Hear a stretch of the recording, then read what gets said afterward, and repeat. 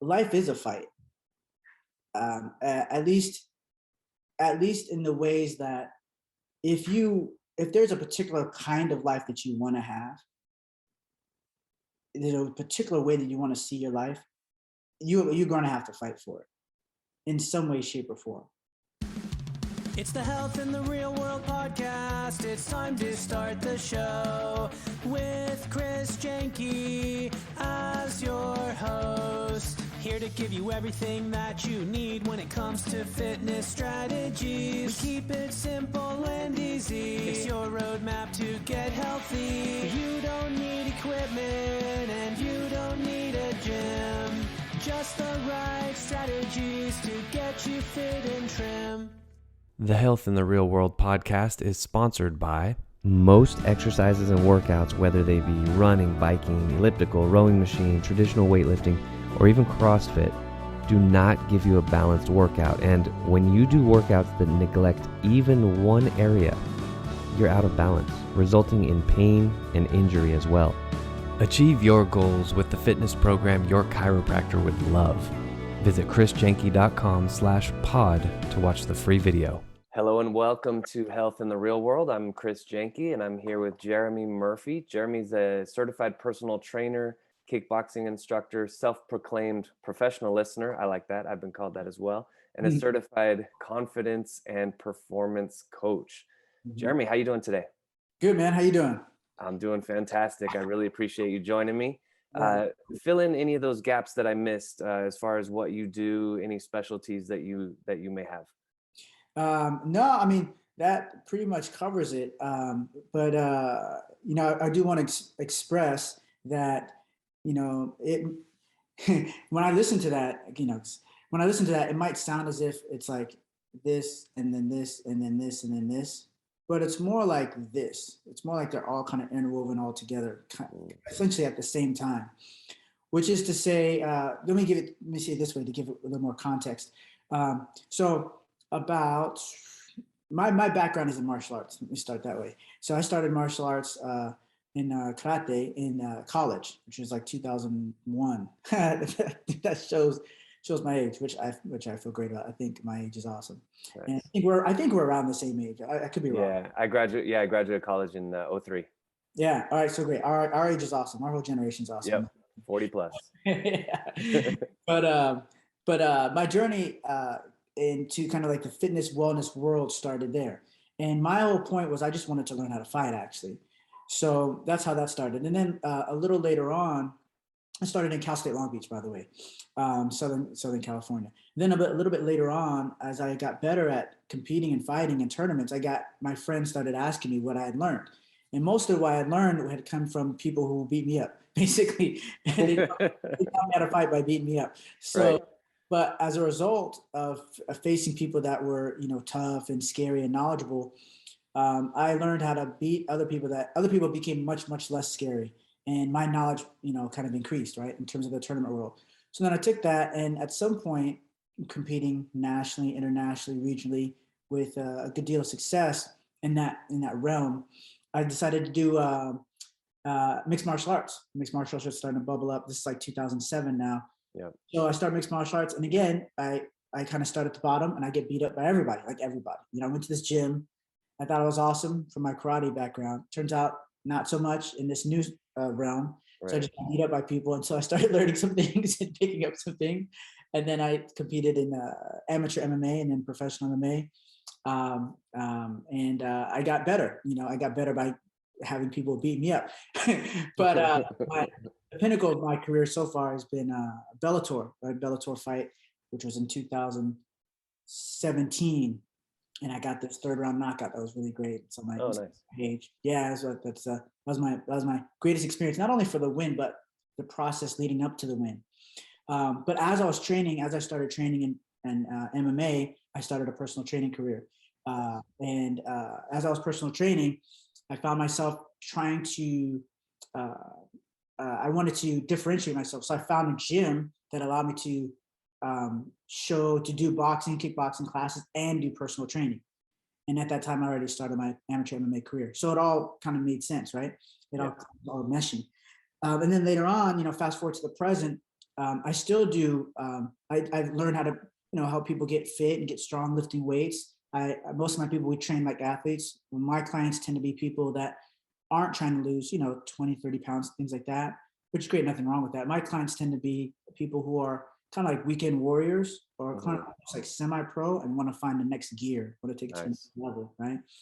But I found in all that, in the MMA, with the MMA boxing, kickboxing, and in the weightlifting, and now becoming a certified life coach, or what I like to call confidence coach, I found that I had been doing essentially the same thing the entire time, which is I'd been using these modalities, boxing, kickboxing, MMA, or even just lifting, to help people feel better about themselves. Yeah. And it wasn't even just the function of the art was part of it, but it's also the conversations. And I think what stood out, I think what brought me to this point is not that I was the most knowledgeable about the body part and then this attaches to this and stuff. I think what made me successful, because I worked in a gym called Equinox. Mm-hmm. You might be Equinox. Yep. About 2013 to 2014-ish, something like that, 12 to 14. And there's a ton of trainers there, super knowledgeable people, big, beautiful people, muscular people, men, women, all these people. I was really intimidated. And the only thing that I had to stand out, there's like 30 trainers in one gym.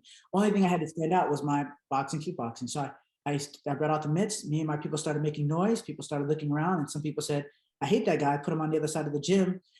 And some people said, that sounds awesome. I want to train with that guy. Right.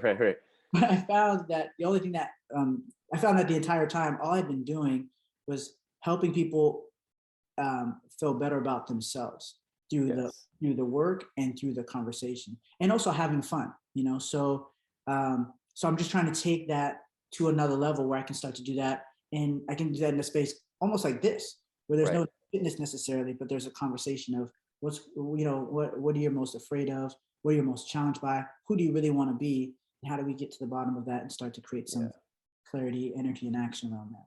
I think that's the reason I started the podcast in the first place. It's like I've been a trainer since right after college, 2004, 5, somewhere in there.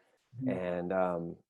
And finally started to figure that out, that, fitness is a vehicle to somewhere, right? And I love the word confidence. I think that's something that everybody wants more of. Right. I like what you said about how you learned how to fight by getting beat up, because that's a great metaphor. I mean, that's life too, right? Like you really learn from your failures, right? Right. And not that we want to just fail all the time, but I think it's how we interpret those failures and how we go into them, right? So if we don't call them failure, we just say, okay, I learned something from that. Right. Next time I fight, I'm gonna duck to the left, or whatever the practical strategy is. Same thing with life. Like, oh, next time maybe I shouldn't spend all my money and go into credit card debt, or whatever the failure is, right, in your life. Right. And we can learn from that. So I think that's a good distinction. And one more thing I wanted to say too, this is a really good business move that you made at Equinox. Mm-hmm. There was all this gray area, right? You said there's 30 trainers? 30 trainers, bro. That's crazy. So I've never seen anything like it. It's crazy. So that the average member has no idea what differentiates you from all these other trainers. So for you to do, like, you went like black and white, or like oil and water, like you either love me or you hate me. Yeah. And those people who love me, you're going to get all those people, versus the people who are like, I don't know. Do I go here? Do I go here? I think that's a really good move. Thanks, man. It turned out the people I got were kind of rebels. They're kind of right. They because it was an environment where it's almost like Stepford wife kind of environment. Everybody, and I don't mean just any disrespect. I'm just saying that's the best way I can describe it. Everybody was, a lot of the women would come there with their makeup on to work out. A lot of the men would come with their best workout gear and they do workouts that weren't necessarily sweaty, but right. Dress to impress. That kind of environment looked good. And my people were like, no, let's go after it, So, cause that's my mentality when I train. Yeah, I think that's the way to go. What is when you first start with somebody, what's like the on-ramp? Like, how do you get people going from never having fought before to getting not only the mindset but the physical prowess to get going? How do you do that? It's a funny thing. So first, if I meet a person, I talk about what their goals are. And again, a lot of people tend to be the same, lean muscle mass. And, you know, people have, I want to get leaner here, I want to get leaner here. You know, I've worked with men and women, and, you know, women tend to have some of the similar goals, and men tend to have some of the same goals. But there's also a lot of cross section, as you can imagine. But really, it just starts with, okay, well, I also do boxing, kickboxing, and they'll say, "Oh, tell me more about that. I'm interested. Are we going to be fighting? Am I going to get hurt?" I said, "No, we're going to do something called mitt work. I'm just going to hold some mitts. I'm going to teach you how to punch, and if you're interested, kick." I'm like, "Oh, okay, that sounds like fun. Let's try that." I put the gloves on them, put the hand wraps on them, I show them about what the hand wraps are about, what the gloves are about. I have my own gloves. I have my own whole thing, Ignite Fight Fitness, and we start with the jab. I have four things I talk about, that 4 points to the jab, 4 points to the cross, and how to move your body, and how you stand. And then I have a whole system that I've been using for years, that I just build them up into different combinations, and what this combination is called. It's my own little thing, what this is going to call, what that's called, and move here, move there, it's a whole little thing. But I've been fortunate in that it's, you know, it's funny. I went to college to learn martial arts, but there's nothing about college outside of my experience in martial arts. And I also did spoken word back in the day, and that spoken word was huge. So I did a lot of performing. And you were down in LA. That's huge in LA. Yeah, it was huge. It was Yeah. a monster in LA. So those are the two things I spent most of my time on outside of school itself. But there's nothing, or I should say almost nothing, about my degree that relates to what I do now. Virtually everything about what I do now relates to what I did outside of college. So I was in school, but everything I do now relates to what I did kind of surrounding school. You know what I mean? Yeah. So 100%. Yeah, me too. yeah, I find that fascinating. But you know, what you said earlier was a great point too. I want to say, I learned to fight in life through fighting in the cage and on the mat and in the gym. And as a result, I learned later on, I found myself about 3 or 4 years ago. I found myself in a really tough spot. You know, upset, angry, depressed. I was going through a lot of things, and I had to kind of work my way out of this rock bottom situation. So I created this. This process, right? I wasn't aware of it at the time. At the time, I was just doing what I could to get to the next day. But when I had a chance to kind of get to a good spot where I am and look back, I realized that there's a process that I went through, and I use that as part of my coaching. Some of us are doing well. We're just trying to get to the next level. But there's also a lot of us, particularly men, that are in tight spots, and we're not sure how we got there and how to get our way out. So I created a program based on my own experience called Fight. The acronym is called Fight, and to help people figure out a way to kind of essentially step by step work themselves out of the situation. So literally, when you said fighting applies to, you know, competition in life, that is exactly my experience, actually. Yeah. And then, you know, that's one thing I tell people is, like, if you have all these different goal categories, you can have a health wellness goal, you can have a financial goal, you can have a family goal, a community goal, business goal, whatever. I think that foundational goal is your health and wellness goal. Number one, it's going to give you the energy to pursue all these other goals. And number two, it's going to give you a context and a framework so that you know how to pursue the other goals. And it sounds like you've done that same thing.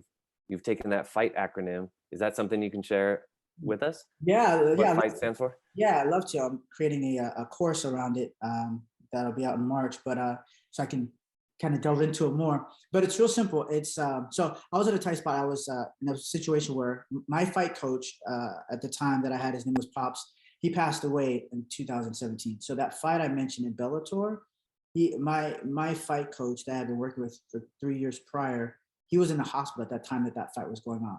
We were training in January. He was in the hospital in February, and I fought in, I believe it was March, you know, and then he had passed away by, I want to say May.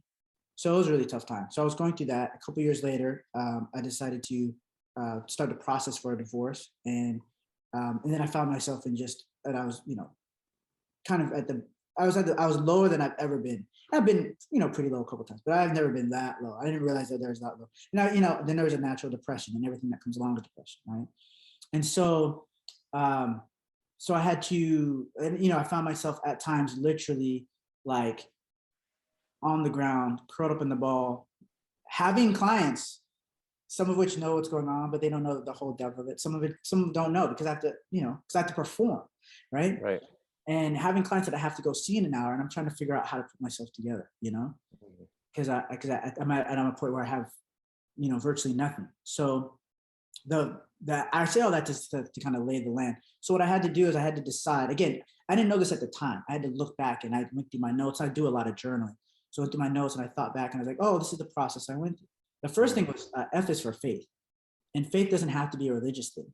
It can be, and that's very helpful, but it doesn't have to be. It can be pragmatic. It can be something as simple as, what am I going to choose to believe? And that's important, because everything else that you do after that is based on that belief. Yeah. So I chose to believe at the time. I prayed a lot, and I found myself, and I pray to this day. Every morning I do a little prayer. And my whole thing is, I'm a spiritual person, not so much a religious person. I don't have anything against it. I'm more of a spiritual person. But I started praying. I said, just please help me. The 3 most powerful words I think you can ever say if you're low: please help me. Right. And then I decided I can make this better. That was my first kind of declaration. I know that I can make this better. Because I said, you have to decide something. Either you're going to decide left, or you're going to decide right. You're going to decide up, you're going to decide down. But you have to decide something. So I decided I can make this better. And I said, please help me. And then so that's F is for faith. And I is inventory. Inventory is, what do you have? So I had my car, I had my books, I had my clothes. That's it. Right? So then I said, but then I thought, no, I actually have more. I have a business. I have clients. I have money coming in. I have some friends. I lost a lot of friends, but I have some friends still. I have family. So sometimes when you're low, you literally have to take a step back, because you most likely have a lot more than you think. And when you take inventory of what you have, you can say, oh, actually, the next step is this. And this person either has it, or this person knows where I can get it, right? The next step is this. So if I use this, then I can get there, right?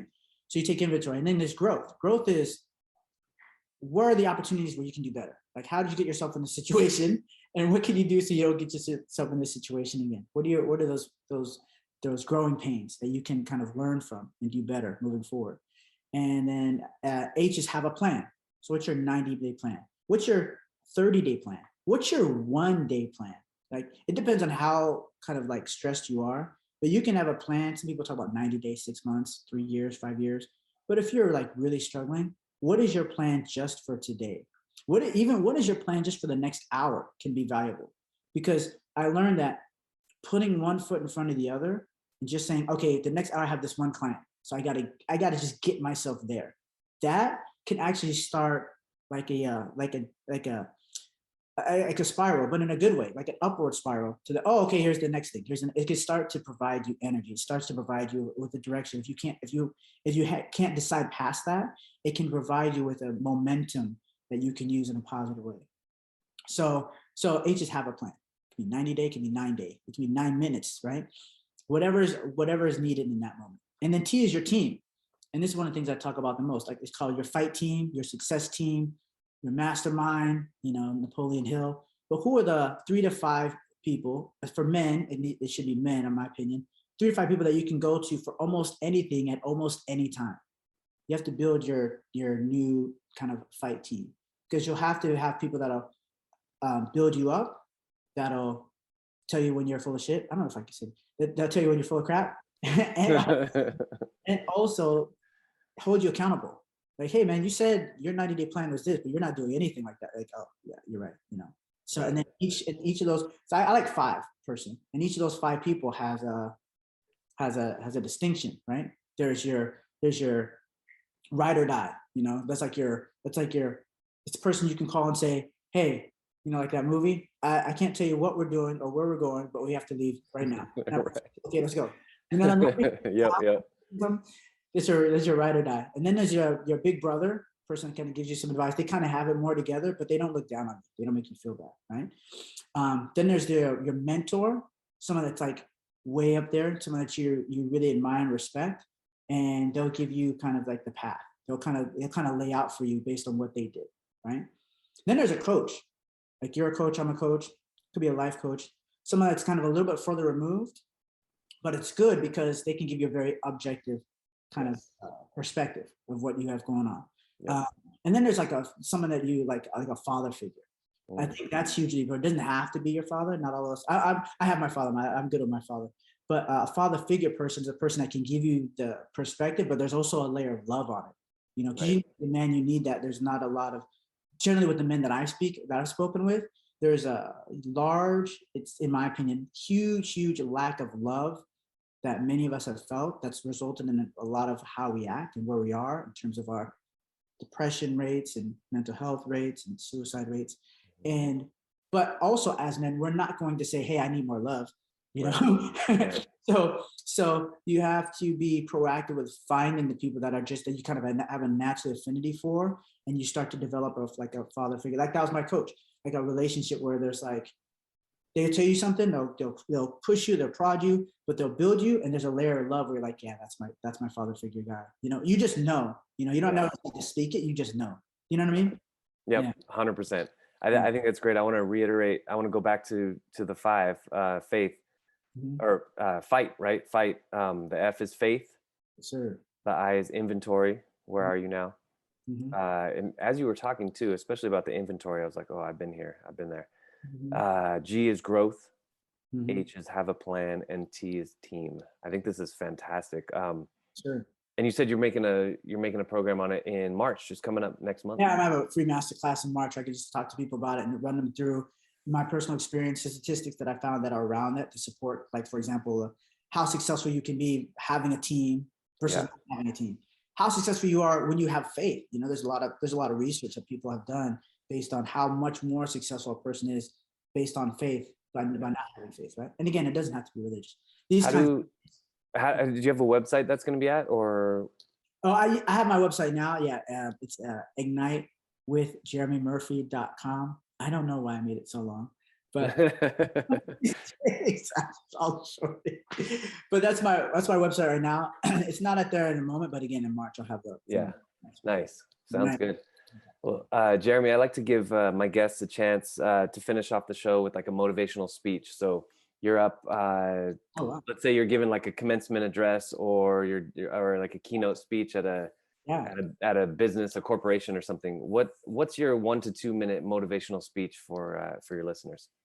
Wow, that's a good one. You know, this is one of those situations where in my mind I'm like, oh, I know exactly what I'd say. And now it's here. I was like, I have no idea what to say. I get it. but I will say, you know, back to the acronym, life is a fight. At least in the ways that if there's a particular kind of life that you want to have, there's a particular way that you want to see your life, you're going to have to fight for it in some way, shape, or form. I realized that the reason I found myself in a depressed state was because I was kind of like on a treadmill of life in a sense. Like, I don't even know if that's the right analogy. It was like I was like a shadow of myself, and I was just running next to myself, right? There's a person that I thought I was supposed to be, and I was just running along with that. But then when I realized that there's something else that I had been wanting, and there's a certain version of myself that I've been wanting, the vision of my life that I've been wanting that's different from what I had been running alongside, you've grooved a path.